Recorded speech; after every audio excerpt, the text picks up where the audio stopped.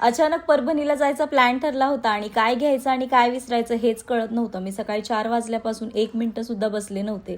डुगूचे कपडे, चार्जर, वाटेत खाण्यासाठी स्नॅक्स हे सर्व पटापट आवरलं, मग घर सोडलं आणि आम्ही निघालो होतो समृद्धी महामार्गावरून. पण या प्रवासात आम्ही जे पाहिलं ना ते खरंच धडकी भरवणारं होतं. समृद्धी महामार्ग म्हटलं की वेगाने सुसाट रस्ते आणि रस्ता इतका रिकामा असतो की वेळेचं भानच राहत नाही. आम्ही अगदी मजेत निघालो होतो आणि परभणीला पोहोचण्याची उत्सुकता पण तेवढीच होती.